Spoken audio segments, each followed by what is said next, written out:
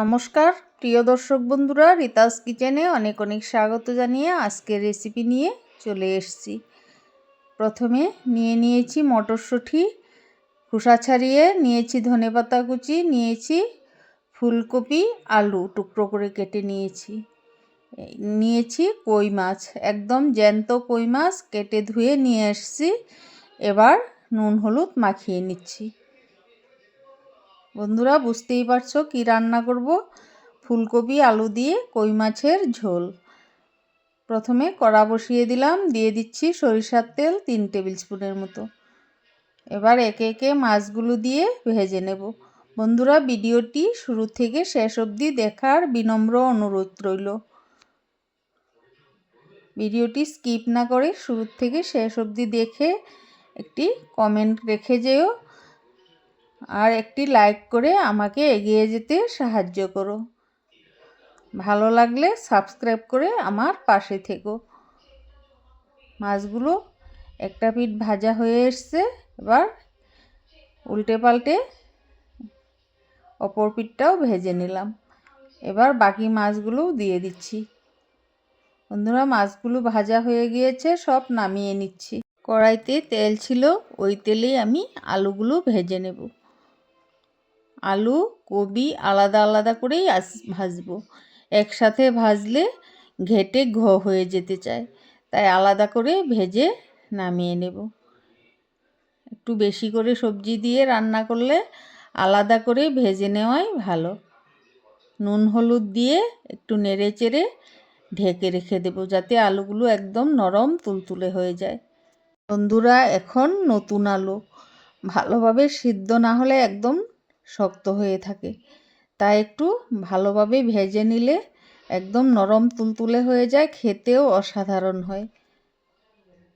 একটু নুন হলুদ দিয়ে নেড়ে চেড়ে নিচ্ছি। এবার ভালোভাবে ঢেকে রেখে দেব। এদিকে একটি মশলা আমি নিয়েছি শুকনো লঙ্কার গুঁড়ো, কাঁচা লঙ্কা বাটা, জিরে বাটা, আদা বাটা, হলুদ গুঁড়ো একসাথে নিয়েছি। দেখতেই পাচ্ছ বন্ধুরা আলুগুলো ভাজা হয়ে গিয়েছে। এবার নেড়ে চেড়ে নামিয়ে নেব। তেল ছিল কড়াইতে, ওই তেলেই আবার ফুলকপিগুলো ভাজবো। একটু নুন হলুদ দিয়ে দিচ্ছি। 2-3 মিনিটের মতো ঢেকে তারপর আমি এভাবেই ঢাকনা খুলেই ফুলকপিগুলো ভেজে নেব। বেশি সময় ঢেকে রাখলে জল উঠতে থাকবে আর ফুলকপিগুলো একদম নরম হয়ে যাবে, তাই আমি 2-3 মিনিটের মতো ঢেকে রেখে তারপর ঢাকনা সরিয়ে দিয়েছি। এবার এভাবেই আমি ভাজবো কপিগুলোকে। একটু লাল লাল হয়ে আসলে আমি নামিয়ে নেব। এখন সিজনের ফুলকপি, তাই ভীষণ জল ওঠে, এই জলে ঢেকে রাখলে একদম ঘেটে যাবে। দিয়ে দিচ্ছি মটরশুঁটিগুলো, একসাথে ভেজে নামিয়ে নেব। দেখতে পাচ্ছ একটু লাল লাল হয়ে এসছে, এবার নামিয়ে নিচ্ছি। কড়াইটা পরিষ্কার করে আবার বসিয়ে দিলাম। দিয়ে দিচ্ছি সাদা তেল 3 টেবিল স্পুন। ফোড়নে দিচ্ছি গোটা জিরে, তেজপাতা, শুকনো লঙ্কা।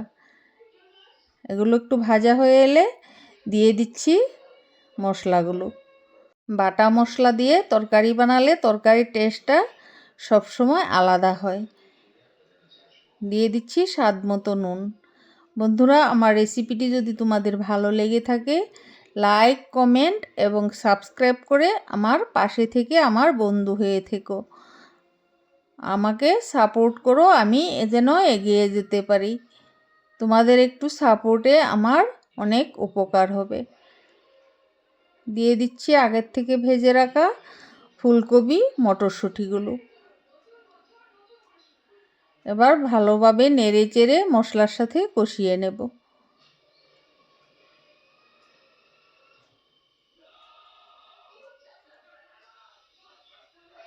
দেখতেই পাচ্ছ মশলা থেকে তেল ছেড়ে যাচ্ছে।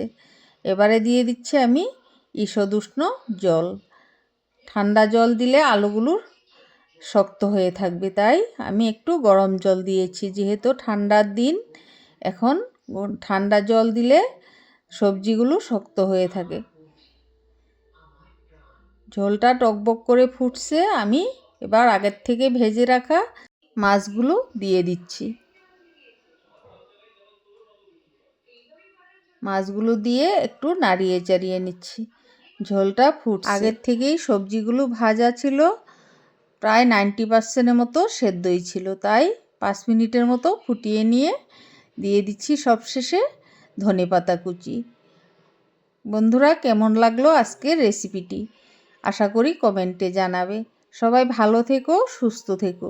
এবার গরম গরম সার্ভ করে নিলাম। ফিরে আসবো নতুন নতুন রেসিপির সাথে। ধন্যবাদ।